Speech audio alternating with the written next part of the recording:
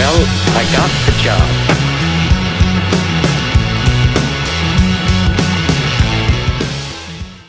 So I started my undergraduate degree in mechanical engineering with a minor in anthropology. I was looking at things like how do you build something like the Great Pyramid with respect to thinking about the anthropological side of things and also the engineering side.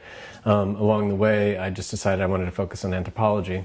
And as part of anthropology, I got into linguistics. And then I decided to pursue a PhD in linguistics. My dissertation was actually on the sort of universal grammar of human languages. So looking at the underlying algebra of human languages. So building those kinds of models, and then got the job at UT Austin working on a variety of things from the sort of underlying, again, that grammar, that theoretical grammar side of things, but also working on a range of semi-supervised machine learning algorithms that would allow you to, in a reasonably short period of time or a short amount of human effort, get to having an accurate model to use for various kinds of machine learning prediction tasks.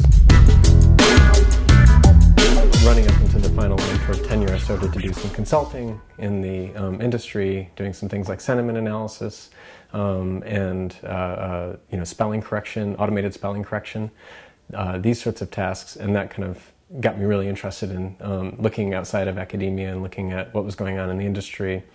And it turns out to be a really interesting time to do that if you're a computational linguist because of, there's just so much data to work with.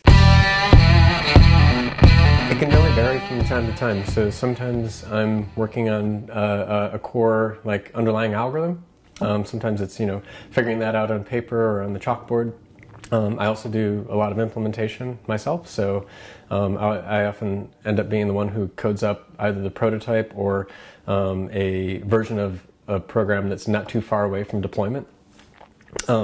So I end up doing a pretty full stack kind of things. I'm not the one who's like the final, like, let's make sure that this is running on all these machines, that kind of stuff, but I often get it up pretty close to that point. What I was working on just recently is an update to our influencer algorithm, and that just is a way of characterizing for a given set of individuals how roughly do they shake out in terms of global context of, are they a more important person in the general scheme of things, or are they a less important person in the general scheme of things, and you assign a number to them.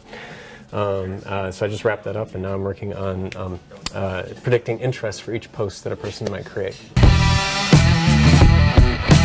If it's about being a technical founder of a startup, I think things vary a lot depending on what you're going to go for, right? So if we're talking specifically in the sort of data science realm, what would I say?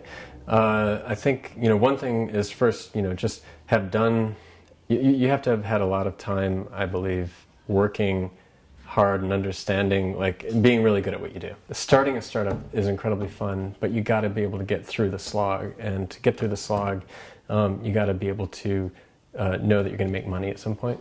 And that's the thing to really not forget is, for the technical co-founders, is you have to have somebody on board with you, or you have to have that magical ability to always be worried about the bottom line. But let's talk to people who actually need this problem to be solved, and let's sell to the people who need this problem to be solved. And so, we got, like, within a month of starting, we got our first check. I actually don't care so much about the resume and what your GPA was and all that kind of stuff. I care about your GitHub account. I'm going to go look at your code, see what kind of code you write, see what kind of class of algorithms you're using, see what your thinking sort of style is in that. And that then becomes an incredibly valuable way for me to think about, is this a person I want on my team? Have you been involved in some open source projects that are related to natural language processing or machine learning? These kinds of things. That will be a good indicator that you're already going to be able to hit the ground running, right? And, one of the things is, honestly, like, at a startup, we don't have, bajillions of dollars to hire a person and then train them for a year. That's just not one of the options. We have to have people who are going to join and be ready to go. The other thing is, in the interview that I would have with such a person, to demonstrate the thinking skills that I would need to see. The ability to, if I just throw some problem, your way as the interviewee, would you how would you approach thinking about the problem, and then how would you set a plan to implement a solution to the problem, and just walk through that, right? Do you just immediately spring, forth with ideas, and maybe you don't even know, like, would it really work out, but are your intuitions on the right track, right? That kind of thing. I have an awesome team, and one of the things is we've worked really hard to hire the right people and retain the right people, and to make adjustments to get feedback from employees as time goes on.